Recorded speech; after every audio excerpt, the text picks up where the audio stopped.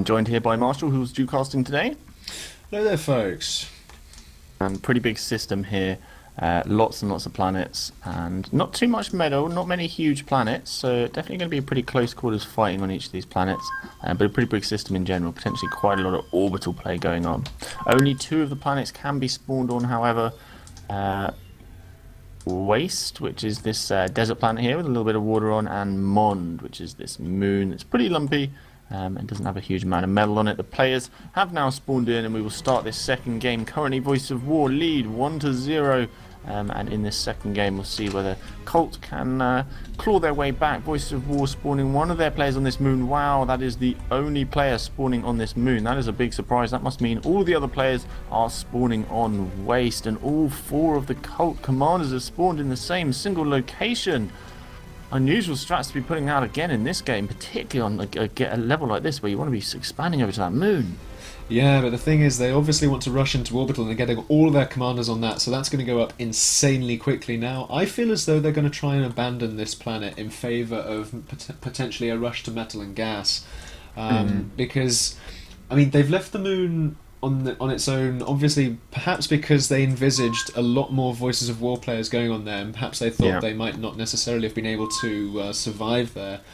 Especially in the circumstances, they would have been able to put up a teleporter and the dual commander spawn would just have sent units through. But getting off an orbital fabricator instantly, so we'll have to keep an eye on to where that goes. They might go to the other moon, but I reckon they're going to go to metal primarily. I think you're right here. If they'd have actually spawned on the moon, it may seem like the logical thing, but really, if it was a 1v1 situation, they would probably lose. The Voice of War players are very good against a 1v1 early game on a moon in this situation, so they know they're going to kind of lose it. And if they went for a 2, then they're kind of committing 2 players to it. And they're moving their engineer, are they? And where are they heading? They're heading off towards the other moon, so they're heading towards Asteroid. This bit of metal to get here, only 3 Halleys to smash this, so definitely a strategic advantage trying to control it. Ozone, I think, is a nice planet. There's a huge amount of metal, but very little land on it, so you're going to be relying on air if you want to take that planet. Yeah, and I mean, looking at the Voices of War player on the moon, he's got up a lot of factories early on, so I suspect when he realises he's alone, he's going to be able to go into Orbital and get up some eco with his air factory that he's getting up there, and then send those units through teleporters to his mates' bases. But of course, over on Waste, when the Voices of War players realise that Cult are rushing the Orbital, they'll probably want to get into Orbital as soon as possible as well and chase them through the stars. Yeah, they have now landed on Asteroid, and they've got their orbital fab there. They're also building up a teleporter on the desert planet here, also building a couple more factories. We do have see a radar was built by Voices of War on the outskirts as they started expanding around this planet, getting some intel, and so they know where the whole base is here, and they can see all these units. If we look from Blue's point of view, they can see a lot of the stuff that's been built there, and they do see that orbital factory very, very early on. So they're probably going to get up, they're getting up a deep space radar, so they need to find out what is going on there. It looks like all the commanders are actually preparing to go through that teleporter. It has been built and activated on the asteroid planet. That only takes 3 Halleys. All 4 of those commanders now gallantly walking through there and coming off the other side, now somewhat more safe on the moon. Now this is a crucial moment for Cult. What they need to do is get that orbital fabricator off the asteroid. Just get it off there, because the moment that deep space radar goes up and sees it there, then Voices of War know, oh, that's where they are. But if they manage to get that orbital fabricator off there and sent elsewhere, then they might have stood a chance of misleading Voices of War and forcing them into playing a strategy that was not valid. Yeah, at least not knowing where they'd actually landed. They have seen the orbital factory, of course, but they didn't know where they'd gone. But now, unfortunately, it's too late. They've seen that orbital fab over there, so they know that they're doing something on that asteroid planet. We may see them sending stuff out to try and counter it. Let's have a little look around and see how they're going for orbital. It doesn't look like they're going for it immediately. They do have one orbital factory up. Yeah. And tons of teleporters around, and also getting up a second deep space radar as well, just in case their other one goes down. Always a good idea. But they've also got a proxy tele right outside Yellow's base. They're sending through some vehicles. They've got an air fabricator there to defend it as well. So this Yellow base is going to fall by the wayside very quickly. Over an asteroid, though, you've got those 4 commanders. I'm surprised by how slow they're building up, though.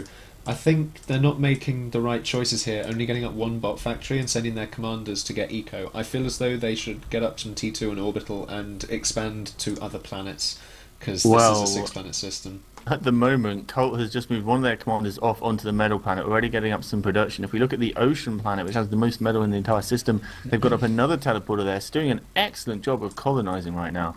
Um, Doing a very good job for themselves of colonizing, but really, Voices of War, once they start getting in there, they can start hitting hard. At the moment, putting pressure on the main base. Don't want to lose this early game eco. That will really slow you down, even though you're colonizing these other planets. You need to survive for as long as possible here, so you can build up all your eco in all these other planets that you're colonizing. And Voice of War obviously needs to keep the pressure on to stop that. Yeah, and they did. Cult just managed to lose a fabricator there that was building the advanced vehicle factory by single docks that just walked over and saw that and thought, I don't want that being built. I'm going to get rid of that, and down it did go. But as you say, they need to try and prevent Voices of War from having a planet to themselves. But then again, if you're only in one sort of corner of a planet, effectively you've given the planet away anyway because you're not enough of a threat to warrant any specific strategies. We see Voice of War have actually made a foothold on the metal planet. They've got a teleporter down, can start sending stuff through. But they've gone towards the south, which is obviously the safer place to land. But Cult rather, are already at the north side, right next to where the catalysts are going to be built. Going to be easier to defend against ground forces. It's going to be quicker to get up there and start building this catalyst. So they have the better strategic location right now. They do, but if they don't utilise it, then it means nout. And of course, looking at what Cult can see, they do not know that Voices of War are on their planet. And the faster they just popped up a deep space radar there now, so now they're going to realise, oh dear, we've got company. Yeah. We're going to need to play against this. So I suspect on Asteroid we'll start seeing a lot of production flooding onto the metal planet because they obviously don't want to lose that. Yeah, I think they're currently sending it through this teleporter here as they put pressure on the main planet, the desert planet here. All those units have been streaming through non-stop from the moon. As soon as he realised he was alone, he can send all of his units to somewhere a little bit more valuable. Now coming in from the north side on the south, already destroying those factories. Inferno is very, very useful for taking down factories very quickly. The ants a lot slower, and all those ants coming in from the north side are going to start crushing on that side. And there's just not enough forces here for Colt. Going to lose some of their eco, not actually going to lose a huge amount. It just depends whether they can start rebuilding on all these other planets they've started colonizing, and how quickly they can do it. Yeah, I'm experiencing a little bit of lag here, so I think I'm falling behind just a smidgen. But I think what Cult can do now, perhaps, is get themselves onto the gas giant. In fact, they are doing that. They've actually got a jig set up. However, Voices of War are not on the gas giant. That would probably be a good idea for them to do, but as long as they're utilising the gas giant, they're going to have a good amount of resources coming in as they're getting out more fabricators from the orbital factory there.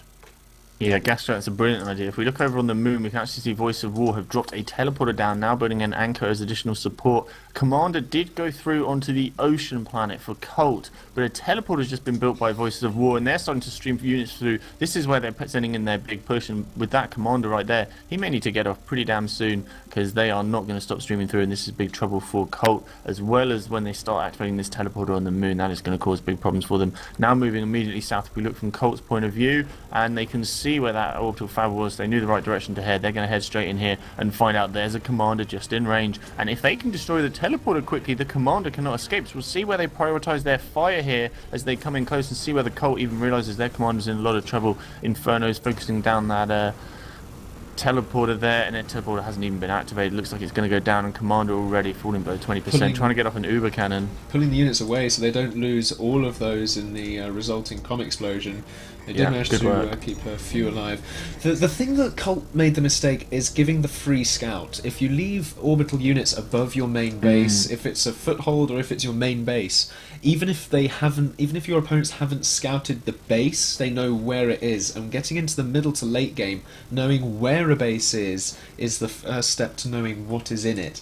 And typically you try and avoid the main base, set up a beachhead, or you just go directly in for the main base, bypassing the orbital layer. And of course giving off the free scout into the orbital layer is a little bit of a disadvantage for them. Yeah, Voices of War now heading in with all their tanks onto the moon asteroid, and they defended a little attack coming in from Colt there. They're orbital turret here. The anchor was doing a great job of defending and helping get rid of some of those tanks. Commander's actually kind of close by, sending in all their forces now. But the thing is, if they fight underneath that anchor, every second that anchor shoots, they lose another tank. Makes it very difficult to come in here and try and destroy that teleporter. We actually see a second teleporter going up, so a little bit of a backup in case they lose one, because at the moment they're surrounded on all sides, and do need to be a little bit careful about maintaining their foothold here. Yep, second teleporter activated, so now more units can come in from another location, sending in all their units where they need to be doing there, and the anchor currently firing at range. Yeah, and I mean, looking at the moon there as well, Cult have all of those Avengers, but they haven't taken out the fabricator that's just free there to put up that factory in the anchor in the orbital there, which isn't particularly good for them. And now Cult are going to find themselves on a really back foot here as their planet is invaded because they didn't necessarily lock it down adequately enough. And quickly glancing over to the metal as well, so many teleporters, so all the units that are strewn across all the other planets can congregate simultaneously onto the metal planet. Yeah, not doing too well on the metal planet as all those units now streaming through, and really it's the asteroid that's going to bring them problems because there's so many units streaming through from those two teleporters. Got a big production base on the other side of those teleporters, now moving in towards the North Pole where two of the commanders currently reside. Large groups of forces coming in, anchors still giving support above those teleporters. They won't get taken down. One anchor has actually been built at the North Pole for Colts, so they can start putting in those defences. Pity they didn't have a little bit more earlier, that would have helped. They've taken care of one of those forces, but coming in against the factories now, they're going to try moving through, getting rid of all that production, then there won't be too much to help Colt stop this attack coming in. I feel as though Colt might have just sort of neglected this attack altogether, sort of leaving the commander there idle rather than moving him over to do some uber cannon damage. I mean, it was the same on the water planet there as well, because the commander was so late to get the uber cannons going off. I mean, he could have defended for a little bit longer, but I think at this point the game is too far behind for Colt. I think playing an early orbital rush strategy is an all or nothing, and in this case they have drawn the short straw, I feel. Yeah, those two commanders at North Pole and the Moon are in a bit of trouble as they start getting surrounded, but on the metal planet, the commander getting chased down as he falls to 50%, and a couple of Infernos getting close, tanking some of the damage as the ants pile on that fire, falling down to 25% for the Osiris commander. Probably going to put out an uber cannon there, trying to save himself, but it's too little too late as he gets taken down. And looking over at the other planet, as they begin to converge on one of these commanders here, another one out in the open on his own, beginning to converge in on this Alpha commander, sitting in towards the North Fork Colt. And they just need to force fire there and take him out once and for all. Anchor putting in a lot of supporting fire, that's beginning to help, but still more units coming through. And Avengers actually coming in, taking down those anchors, but too little too late really. They've already got that foothold, doesn't really matter. Alpha commander goes down at the North Pole, lose a lot of their units though, and the one final commander is going to go down here with a fight, a little bit of fisticuffs as more units come in from the teleporter. Yeah, so it's just down to their last commander now, and of course they've lost most of their production, they've lost all of their bases, they've lost all their commanders, so the majority of their eco is gone. They do still have the base on the gas giant, except that's being taken out by Avengers as well, because Voices of War saw that and they moved in and took it out. Really well played there, but it's just a matter of time now before this commander goes pop. Yeah, Voice of War just need a little bit more intel. They don't know where this last commander is. They're probably thinking he might be on an asteroid, but really they don't have any vision on him right now. They actually happen to be sending some units directly northwards. They're going to run straight into the Alpha commander and start focusing their fire in on him as he falls down to 80%. Those tanks begin to focus. A nice uber cannon actually comes off, destroys about 8 or 9 of them there in one nice hit, which is really nice. Not easy to do with the tanks. Falling to 20%. He's still going to keep fighting. Will he get off one more uber cannon? He does, but it's not enough. And that nuclear explosion signals the end for Colt. Voices of War now go up 2-0 and get themselves some nice points on the board. Good work for them, but a valiant effort from Colt.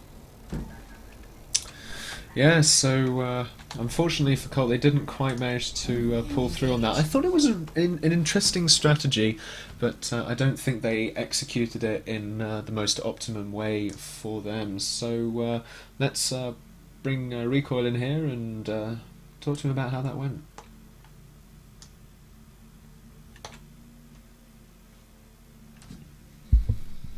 Hello there, Recoil. Hey, Rico. Hey there again. So it sounds like that went about as you expected from what you were saying last time, right? Oh yeah. I mean, considering we're the noobs in this tournament, we're trying to go for unorthodox strategies.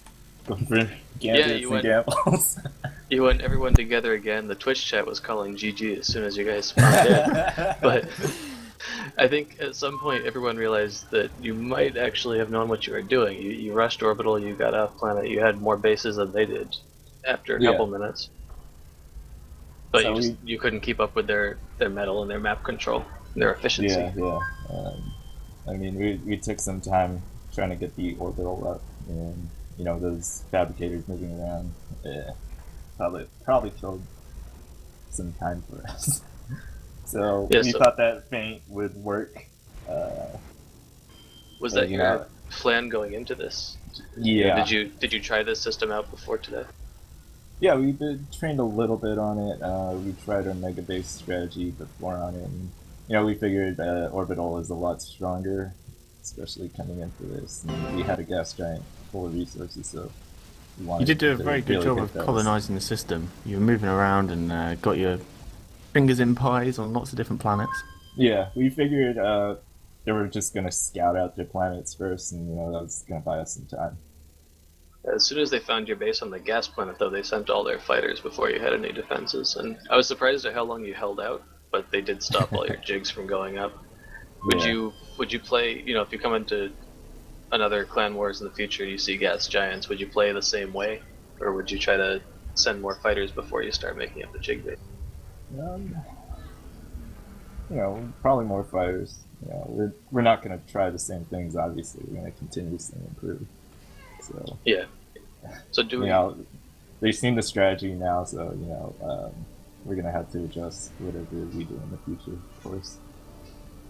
Should we expect big changes in the future? Yeah. More focus on Orbital, maybe.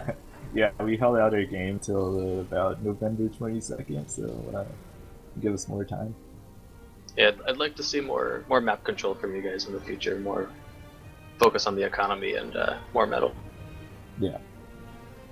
Okay, I think we're gonna go talk to Cryo now. I'll actually leave you here because the game is over.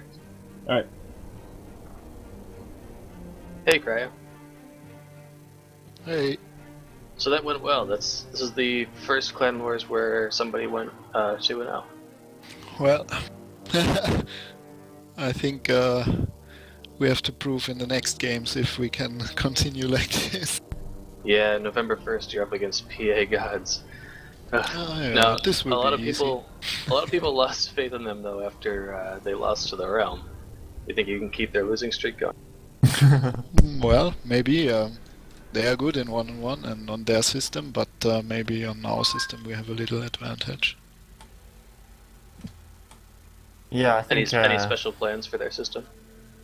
No, not yet. We didn't play on it yet. I think you can definitely do some clever things with PAG's system. I think it's quite easy for you to know PAG's system better than they do. But they are very good players. Yeah, but as I said, we don't play so much lately, and so it will be exciting. Yeah, I think we're looking forward to that. Yeah. On this one, when did you realize that they were rushing Orbital and they were all starting in one base? And what was your reaction?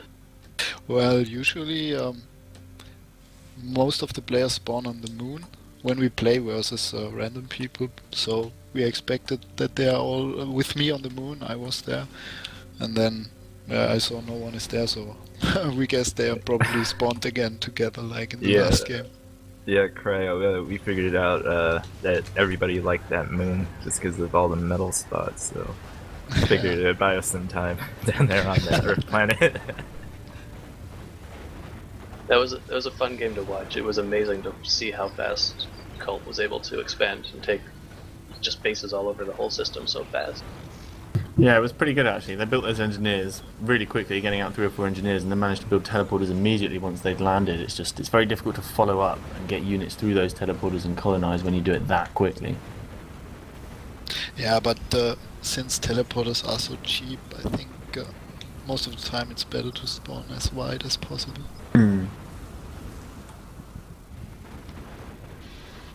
Okay, well, good game to both of you. Congratulations to both of your teams. for first appearance in Clan Wars, and we're really looking forward to seeing BOW come back on November 1st.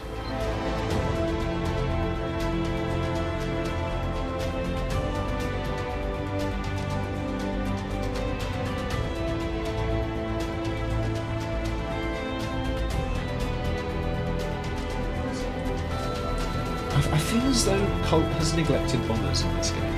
Yeah, definitely. A little bit more fighters as well, just so they can control the air and defend against these bombers. But as long as you have enough fighters, you can always go into bombers. Getting into a little bit of trouble on the south side as those Infernos now beginning to stretch straight through. On the north side, however, they're still absolutely surrounded this group of units. If they all send in all their forces at one time, they'll converge in and get a nice win there and potentially start being aggressive. But at the moment, still haven't actually moved in and hemmed in that group finally. We've got a commander in towards the south, perhaps going to come in with some Uber cannons now to destroy these units trying to break in through the south side.